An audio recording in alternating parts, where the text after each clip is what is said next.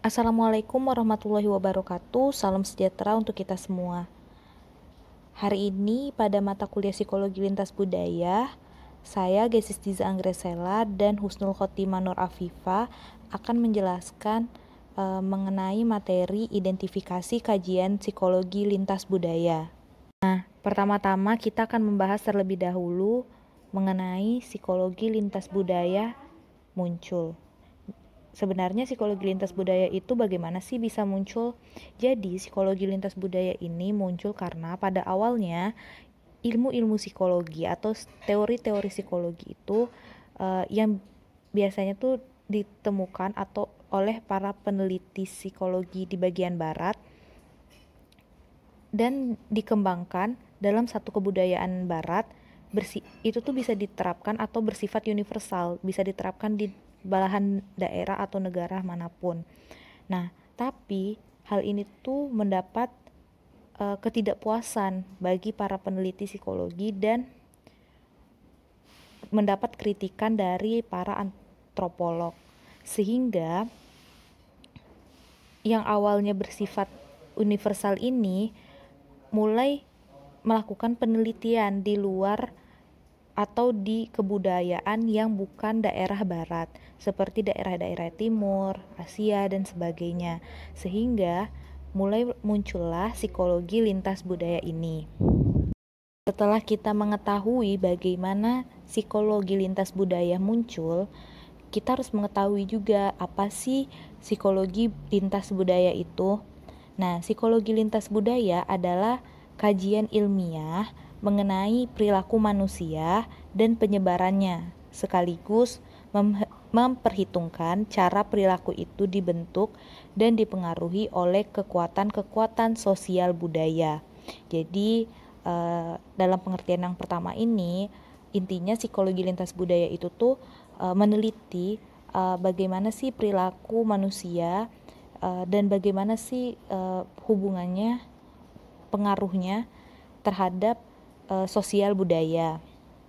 Selanjutnya, ada pengertian lain dari psikologi lintas budaya, yaitu mencakup kajian suatu pokok-pokok persoalan yang bersumber dari dua budaya atau lebih, dengan menggunakan metode pengukuran yang ekuivalen untuk menentukan batas-batas yang dapat menjadi pijakan teori psikologi umum dan jenis modifikasi teori yang diperlukan agar menjadi universal.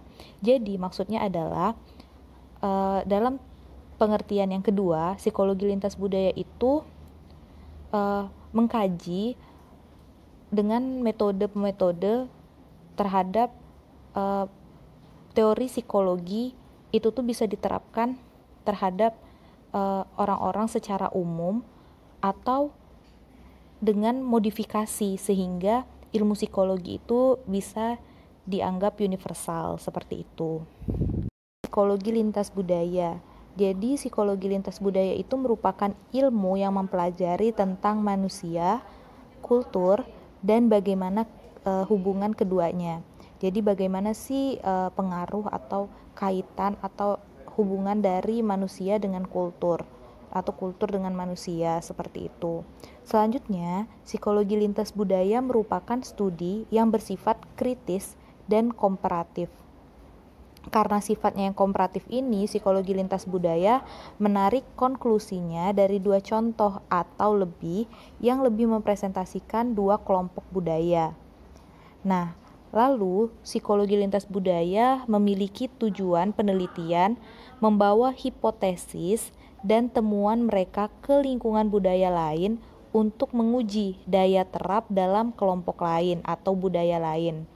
Nah, hal ini tuh untuk menjalin dan mengintegrasikan hasil-hasil yang diakui dalam sebuah psikologi yang berwawasan luas atau universal untuk melihat manusia dan perilakunya dengan kebudayaan yang beragam. Nah, selanjutnya adalah bagaimana sih cara kita mengetahui apakah pengetahuan yang diperoleh itu dapat diakui atau dapat diterima dalam ilmu psikologi. Nah, jadi ada 4 kategori pengetahuan yang diakui atau dapat diterima dalam ilmu psikologi. Yang pertama adalah pengetahuan ilmiah. Pengetahuan ilmiah ini berasal dari observasi, pengukuran, dan evaluasi atas berbagai fenomena psikologi. Yang kedua, ada teori orang awam. Teori orang awam ini merupakan pengetahuan psikologis yang mempresentasikan sekumpulan keyakinan yang populer dari orang-orang awam. Nah, selanjutnya, yang ketiga, pengetahuan yang dijumpai dalam nilai-nilai manusia.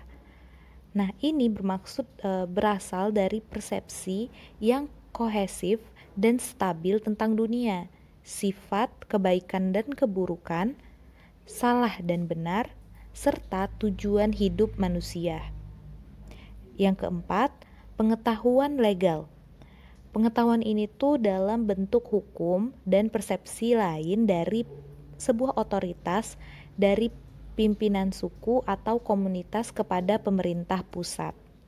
Jadi kayak dari seseorang yang punya otoritas atau seseorang yang punya kendali terhadap sesuatu dan memberikan sebuah pengetahuan dalam bentuk hukum atau persepsi lainnya. Nah, selanjutnya adalah tradisionalisme kultural. Jadi karena ada banyak sekali budaya yang ada di dunia ini, maka kita akan membedakannya menjadi dua, yaitu kultur tradisional atau budaya yang tradisional, serta kultur non-tradisional, budaya yang tidak tradisional. Nah, kultur tradisional ini merupakan budaya yang berakar dalam tradisi, aturan, simbol, dan prinsip kultural yang ditetapkan di masa lalu. Jadi sistemnya tuh adalah turun-temurun dan tradisi ini tuh udah ada sejak lama sehingga merupakan warisan budaya. Selanjutnya adalah kultur non-tradisional. Kultur non-tradisional ini didasarkan pada prinsip, ide, dan praktik yang baru. Jadi kultur non-tradisional ini sangat berbeda ya dengan kultur tradisional. Nah, ini merupakan budaya yang bisa saja muncul dari pemikiran-pemikiran baru, tapi tidak dari zaman-zaman dahulu yang sudah menurunkan kepada generasi ke generasi. Seperti itu.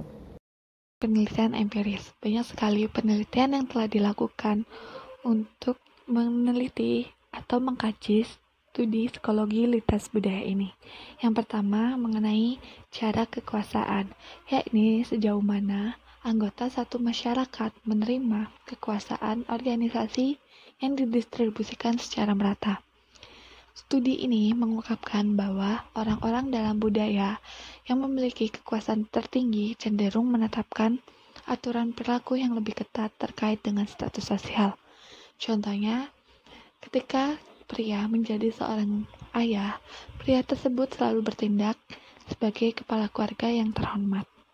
Yang kedua, mengenai orientasi ketidakpastian, yakni cara-cara umum yang digunakan oleh orang-orang yang menangani ketidakpastian dalam situasi hidup sehari-hari mereka dan dalam kehidupan pada umumnya. Kemudian yang ketiga adalah penghindaran ketidakpastian. Sejauh mana anggota masyarakat yang merasa tidak nyaman dengan ketidakpastian dan ambiguitas. Selanjutnya ada individualisme dan kolektivisme. Individualisme didasarkan pada perilaku dan kepentingan sendiri atas anggota kelompoknya. Sedangkan kolektivisme merupakan lawan dari individualisme. Kolektivisme didasarkan pada perilaku dan kepentingan orang lain pada nilai-nilai dan tradisi. Kolektivisme dan individualisme sering dikaitkan dengan karakteristik budaya. Individualisme biasanya ditafsirkan sebagai perilaku kompleks yang didasarkan pada kepedulian terhadap diri sendiri atau keluarga dekat atau kelompok utama. Sedangkan kolektivisme biasa diartikan sebagai perilaku berdasarkan perhatian untuk orang lain dan kepedulian pada tradisi nilai. Kolektivisme dan individualisme biasanya bisa jadi belajar pada tingkat yang disebut dengan ikatan kuat, yakni di antara anggota dan teman dekat, dan juga pada ikatan lemah yang muncul di antara kenalan biasa. Kemudian ada independensi dan interdependensi. Independensi adalah orang-orang yang berusaha menjaga kemandirian dengan memperhatikan diri sendiri dan atribut khas mereka. Sedangkan interdependensi adalah menaruh perhatian pada orang lain, menyesuaikan diri, dan menjaga keharmonisan dengan status yang lebih tinggi, lebih rendah, ataupun setara. Dalam mengkaji psikologi lintas budaya, diperlukan pendekatan untuk mendapatkan hasil yang diinginkan. Pendekatan tersebut antara lain, yang pertama adalah pendekatan evolusi, yakni model teoritis yang mengekspor bagaimana faktor evolusi mempengaruhi perilaku manusia dan meletakkan dasar natural bagi kultur tersebut. Kemudian yang kedua ada pendekatan sosiologis, fokus pada struktur sosial yang luas mempengaruhi masyarakat secara keseluruhan dan individu. Ada kekuatan sosial tertentu yang membentuk perilaku kelompok sosial yang lebih besar, dan manusia mengembangkan dan menyesuaikan respon sesuai dengan permintaan dan tuntutan dari kelompok tersebut. Kemudian yang ketiga ada pendekatan ekokultural terhadap psikologi lintas budaya. Individu tidak bisa dipisahkan dari konteks lingkungannya. Orang terus-menerus bertukar pesan dengan lingkungannya, dan karena itu mengubah lingkungan dan dirinya. Yang keempat, menurut pendekatan baruan kultur, peneliti harus mengalihkan perhatiannya dari sudut pandang tradisional tentang kultural ke pandangan baru tentang bauran kultural, zona kontrak, sistem saling terkoneksi, dan identitas kultural majemuk. Kemudian yang kelima, yakni pendekatan integratif.